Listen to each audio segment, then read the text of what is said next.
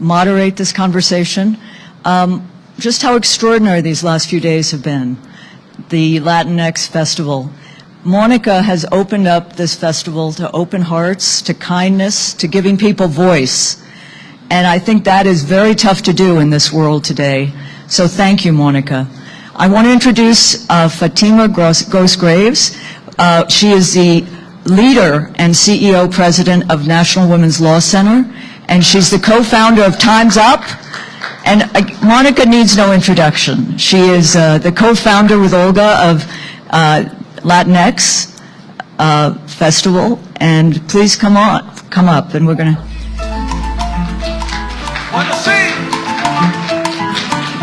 It's great on this afternoon to be with two of my heroes. And I just want to say very briefly, toward the theme of being in allyship. The nation had its own festival in 2020, 2 years ago, and Monica came and spoke with her usual grace, passion, commitment, and the community wanted to see more and hear more. And she also inspired us to start.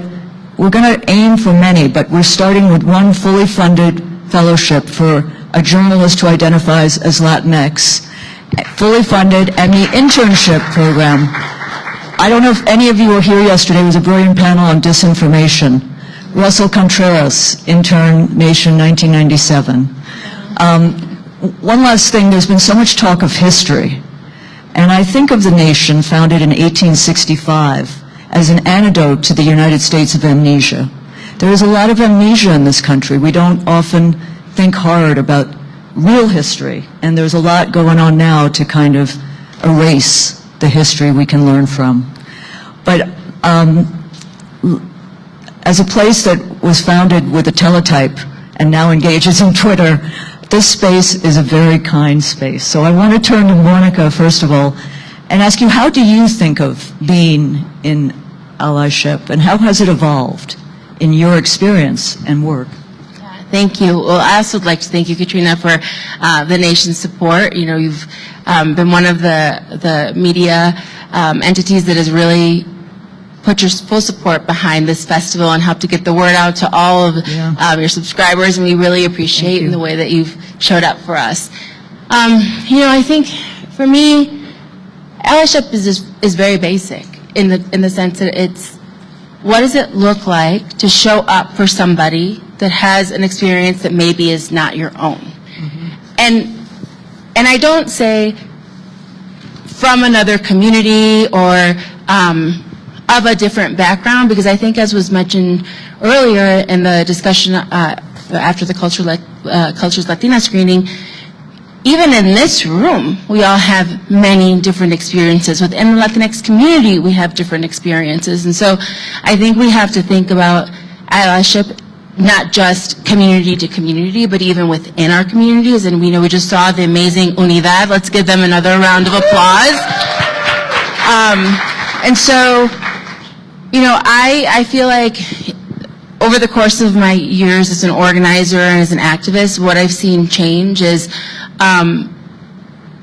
probably because so many of us experienced the period of everyone being attacked. I remember there was a period when, you know, Fatima and I have been organizing and working together for a long time, and I remember, you know, when right after the Trump administration took their place, we literally stopped printing things on the signs that we would take to the marches, because it was like every day there was a different community that was under attack. So many of us literally printed blank posters, and whoever was being attacked that day, we would write that in and we would take those signs to the marches, right? And I feel like, you know, in the past, you know, 5 years, 10 years, there's been a lot of intentionality around how we show up, where we show up, when we show up, when do we step back, when do we make sure that someone else has the opportunity to speak,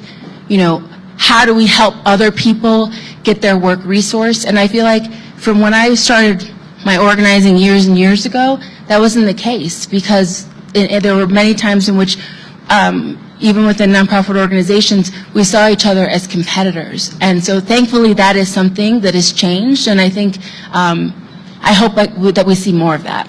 Fatima, do you see that change? And do you think intersectionality still, it's a term that describes accurately the world issue organizing politics we're living with? Yeah, well, I would say two things. The first is that in addition to how Monica defined allyship, I think at the heart of it is that you also see your fate as bound up with others' fate. So you're not just sort of looking at, oh, I feel so bad for what's going on over there. Right. Maybe if they ask me, I'll come and show up, that you understand deeply how connected it is. And I do think that in part leads to your question around intersectionality. That's the idea that Professor Crenshaw has so eloquently helped us all learn about more deeply, but at its root and at its heart, it is the idea that our lives operate at the intersections of many identities. And we have seen that. I mean, I just have to say, it's been a gift to be here and see how the care that was taken to show the breadth of the community, so that people didn't feel like you had to leave an identity behind to be a part of this space, and it can be hard sometimes to organize in that way. It's one thing to sort of hold an event in that way, and another thing to, in a disciplined approach, decide that you want to work at the intersections. And what it means sometimes, and Monica and I have had a lot of conversations about this, is that sometimes it means you are putting forward a community in part because their experiences are less visible. Or sometimes it means that the way in which you are talking about a thing has to shift. And all of those things require deep, hard conversations and work together, and I think start with a lot of trust. And that's what was built, I think, in those Trump years, was a lot of trust. And I think in these last few days, trust has been built too. I know that this is the first of what will be many. I wanted to say in New York City, where I live, I remember in the first days after the pandemic, the clanging, the cheering from the rooftops for essential workers. But quickly, that passed. I want to ask how you moved that first spirit into a more systemic frame. I think of the Domestic Workers' Bill of Rights. Yeah. These are, long-lasting and structural. I welcome your thoughts, because it was exciting to hear those on rooftops, but... There's a difference, I think, between having a little bit of visibility and actually having the sort of structural changes that matter. And I think what you saw in the early days of the pandemic was the sort of visibility, and even the term essential workers, I think, was important. But it didn't everywhere and in many places translate into power. And although sometimes it did, and I'm just curious what you think, Monica, because one of the bright spots I have seen in these last couple of years has been uprise in the labor movement. And I do wonder, I don't see that as power that was coming from external places, but I do think the sort of organizing that happened as people were organizing for their lives and futures and families has been paying off in ways that feel really important. Yeah, so I should just be super transparent about the fact that when people started using essential workers, I actually rejected that as a workers' rights activist, because then that means we're saying that some workers are not essential. And so I said that we can use this framework because this is what people seem to be responding to and they understand, but we also have to remember that, first of all, we need to stop calling workers workers. We need to talk about people who work, working people, because when we only place the emphasis on the work people do, then we dehumanize people. So I say that, and I add that, you know, what I think happened during the pandemic was that it made space for us in certain movements to be able to then take the openings that were created and figure out how we were going to move long-standing priorities that many of us had at a time when people were paying attention. It also allowed us to create coalitions and to bring, you know, cross-sector organizations together to say, okay, what are we fighting for together? How are we going to move together? What do we need separately for the different industries we're organizing in? And how are we going to throw down for each other? Because there were points in which, you know, when the essential worker bill was first being discussed, and when some of the, you know, in states like Ohio, where I am, there were 17 industries where they had health and safety rules put in place, but they did not create a health and safety rule for agriculture, even though agriculture is the #1 industry in our state. And so we then had to have conversations with folks in the other industries to say, you know, how are you going to support this push that we're making? So I feel like that's part of what we saw. And the other thing is, because the federal government failed so many workers in the response to the pandemic, including undocumented people, you know, the working people who stayed in the hotel industry and agriculture and all these other places, we saw organizations that were, you know, working on the ground who started to create their own funds and who started to figure out how community could step in to meet the needs of community. And I think that it wasn't, at that point, it was tied to policy because we saw the policy failures, but it was, at the heart of it, it was about how do we help our community survive in that moment. So it was, again, very much about the humanity of the people. Monica, I was going to say that this conference is also about humanizing. Your project on the humans who feed us doesn't allow people, it seems to me, to demonize. And I think if you humanize and not demonize, you can take big steps. I'm also struck by the fast food workers sectoral organizing win in California. It's going to be, and I think that opened up partly by the pandemic. Yeah. Me Too. National Women's Law Center, you have been at the center coming in at a critical time. I know, Monica, your letter in Time magazine, Dear Sisters, played a role too. Where do you see the movement now, and who are the allies?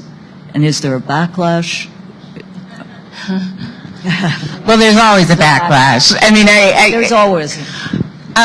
But there's always a backlash, and the question is, what strength and power do we give that backlash? And so whenever we are moving, when you have an opening like when Me Too went viral, it's not as if, you know, the National Women's Law Center or Monica started working on issues of harassment and violence after Me Too went viral, right? This was a long-standing work where the country was paying attention, and we had sort of the gift of a cross-section of folks organizing across power, and being gently guided by Monica and others in the spirit that you can. But I want folks to know, you know, at the Law Center, we still house and run the Time's Up Legal Defense Fund, and we continue to every week hear from survivors around the country, and we continue to support folks in their efforts to find attorneys, their efforts to tell their stories, and their efforts to combat that sort of backlash that still is present when survivors speak up. And at the same time, there has been a shift that I don't think will go back, backlash or not. There's been a shift in how the culture understands issues of harassment and violence. There's been a shift in state laws. more than 15 states have improved their laws, and not just in California, although California does consistently lead the way, but across the country. And there has been a shift in how institutions understand their responsibility. So the path ahead is giant, and there will be times that feel demoralizing, especially when there's a high-profile moment where someone with a lot of power and influence uses it inappropriately.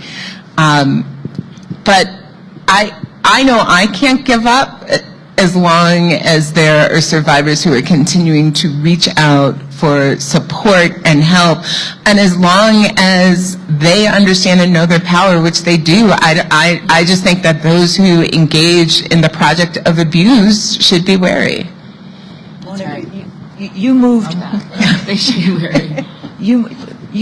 There was a moment, Harvey Weinstein moment, where it was really about women and people of power and money. And I think there was a transformation to pay attention to women in the fields, in hotels, in hospitals. And I'm wondering the kind of organizing you did behind the scenes or in front of the scenes at that time to move it, to bring in new faces, new allies. Well, writing the Dear Sisters letter, which was published in Time magazine, and was, we wrote it at a time when the backlash was happening against the actresses who'd spoken out against Harvey Weinstein.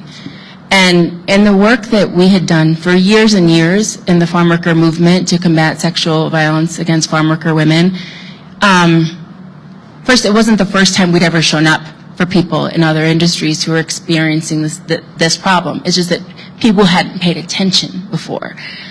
So for us, when the decision was made to write, it was actually not meant to be a letter. It was actually meant to be a speech. It was meant to be remarks that were going to be given at a march in Hollywood. And it just so happens that I was in communication with a reporter from Time magazine around that time, and she was aware of the speech and she asked to see it, and then they made the decision to publish it. So that's actually how it became the letter published in Time magazine.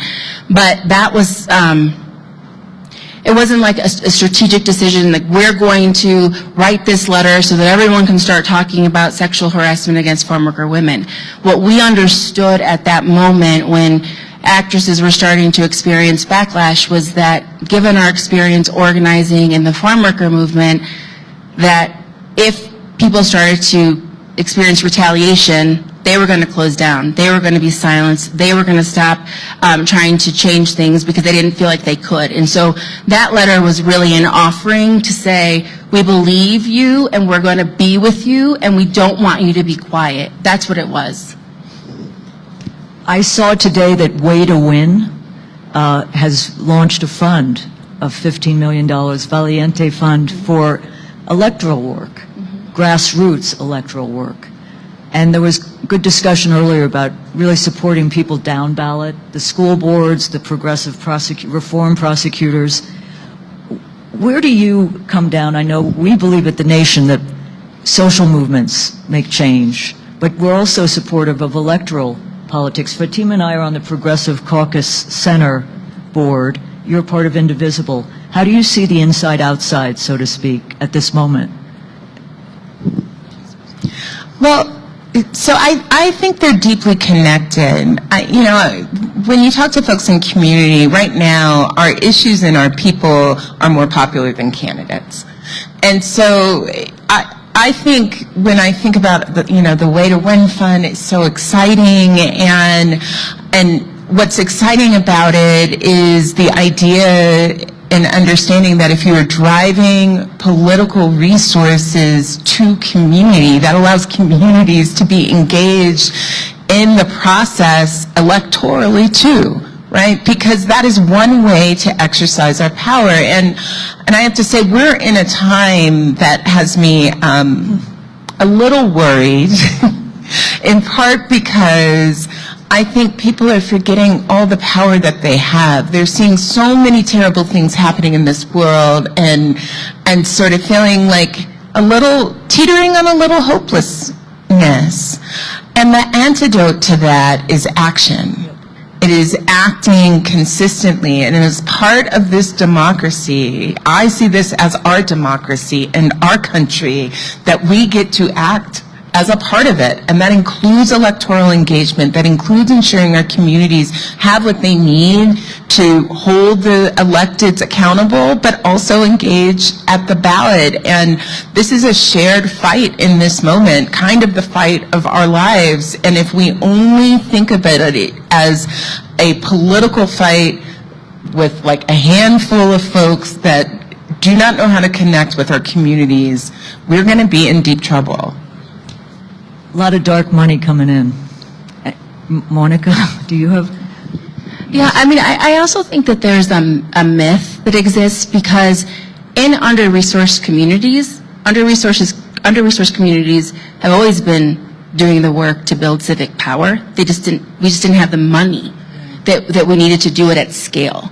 And so I think that what the Valiente Fund offers, and I think other funds like them could offer, it's the opportunity for people on the ground who are trusted by community, who are already organizing in community, to get the resources that they should have always had. And that's the opportunity. But I think we have to clear up this myth that organizing wasn't already happening, because we've always done the work that we need to do with or without resources. I think for me, I think the other thing is, to your point about hopelessness, you know, we are winning. That we are making progress all the time. And I think that one of the most important jobs we have as organizers is we have to continue to lift up the wins. Even if they're small wins, we have to continue to lift up the wins, because people need to know that even if the change isn't enormous change, incremental change adds up. And that's how we're going to keep people, I think, engaged and believing that there is a possibility for a better future where everyone is treated with dignity and respect.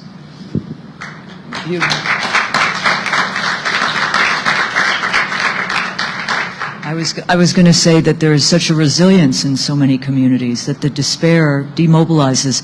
I wanted to ask about the media, because I think there are 2, 3, 4 medias, that's not grammatical, in this country. And when we talk about the media, sometimes it disempowers the media from doing its real work. But I also think the media, to a large part, works to demobilize people, not to engage them.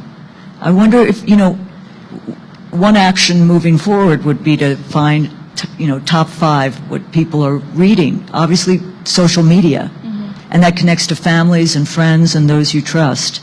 But I think there is a media, I hope, that empowers, that leads you to know what's going on, because people don't really mobilize if they don't know. I wanted to ask you, though, about democracy, because today I think President Biden is in Philadelphia, and he's decided, the administration, to make democracy and freedom their watchwords, and not just at home, but globally. What does democracy mean to you, Monica? I mean, democracy to me is the opportunity for us to all not only have a stake in our futures, but actually have a say, to have a part in informing those futures, right? And right now the issue, and yesterday there was a panel on disinformation, and the difficulty with disinformation or misinformation is there's obscuring of reality, right? And when people can't be grounded in reality, then it makes it difficult for people to be best positioned to be the agents of change. And so, a democracy means that we all, whether we agree or not, that we all have the opportunity to have a say and to fight for what we believe in, and to do it in a way where there can be conversation and discourse and maybe a meeting in the middle. And I think, unfortunately, right now, we're finding a lot of difficulty meeting in the middle, and that's a danger. Yeah, and I don't know that we're actually fully having the conversation. I was so glad you had the panel on media, and I'm definitely taking, I can't remember who said, I'm just going to call it lying, because if I was explaining to my kids what it is that we're talking about, it's like not telling the truth. And I don't think you can separate democracy from freedom. And I think that that is resonating with people in this moment, that some basic principles around your ability to be free in this country, your ability to get information, your ability to travel, your ability to be safe. Those are things that are critical undercurrents for a democracy to work. And they're things that feel very fragile right now. How much, Franklin Roosevelt gave the Four Freedoms speech, and he gave a speech in 1944 called the Economic Bill of Rights, which is about the right to housing, to a good job, etc. And I just wonder, in today's world, the inequality gap, which the panel discussed well yesterday, plays a role in the denial of freedom. Well, it certainly makes it easier to divide. One of the things that I think we're all observing is there are some things that are basically true, right? Communities don't have what they need. There is huge inequality. When you think about the range of things that allow families to thrive, they're missing it in too many spaces. So people know that in their day-to-day lives. It's the reality. But if you have someone come in and tell you that the reason that is happening is this thing that would lead you to something that feels like authoritarianism, that's when it gets really, really scary.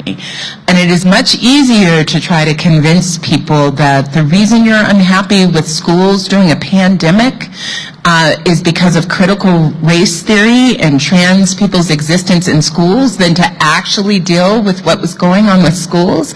That is how they divide us. It's how they have historically divided our communities, resorting to racist and other tropes and making you afraid rather than making you hope and dream for a better future.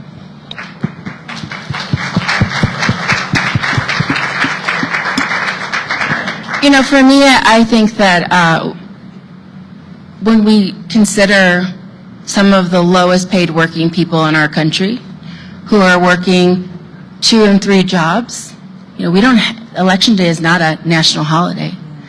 And so the sheer fact that there are millions of people who don't have the opportunity to go and vote because they have to work 2 and 3 jobs because of inequality in our country, that is something that is hugely problematic and needs to change. Because the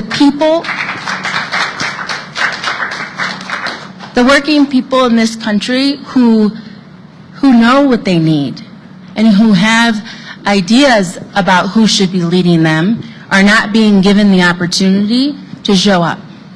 So basically the message that we are sending right now to some of the lowest paid working people in our country is that voting is only for the privileged, and that needs to change. Thank you. Monica will be very angry with me if I don't ask what we can do.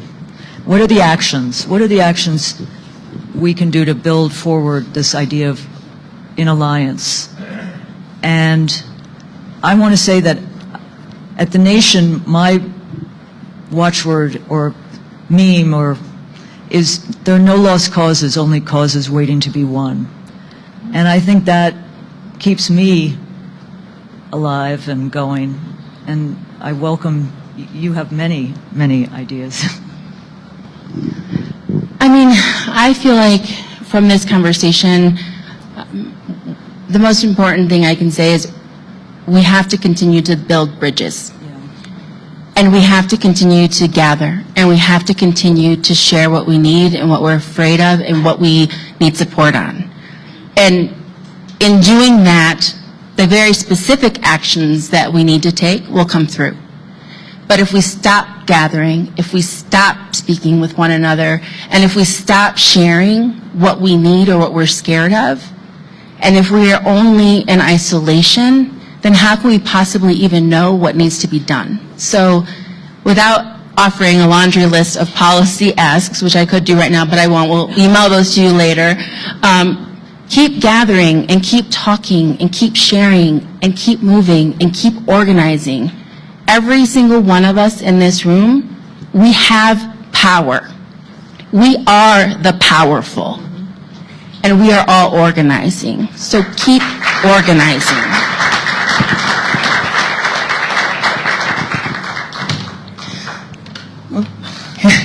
Well, I always follow Monica's instructions, and so that is a good list. What I will add, and I've been thinking about this a lot, is we don't win by creating smaller and more narrow spaces. We win by both expanding and inviting in. And I think what Monica and Olga and the team have built here is a way to have an expansive coming together and invite folks like me in. What a gift, right? What a gift to be here. And also, that's part of building the bridge, but it is also part of helping ensure that I am here listening and learning and plotting for our next efforts to conspire together. Monica, may this be the first of many, because safe spaces and bringing people together create extraordinary things and allow people to imagine a world that is not today but will be. So thank you all for being part of this conversation. And I just want to say I have no right to, but I'm glad you're doing this in Aspen. Claim the power. It shouldn't be solely the home of the powerful, and these are the powerful. And in claiming Aspen, I think it was bold and cheeky, bold, and it got, you know how it goes. Anyway, there are no lost causes, only causes waiting to be won. So winning and struggling and moving forward. So thank you for this extraordinary few days to be part of.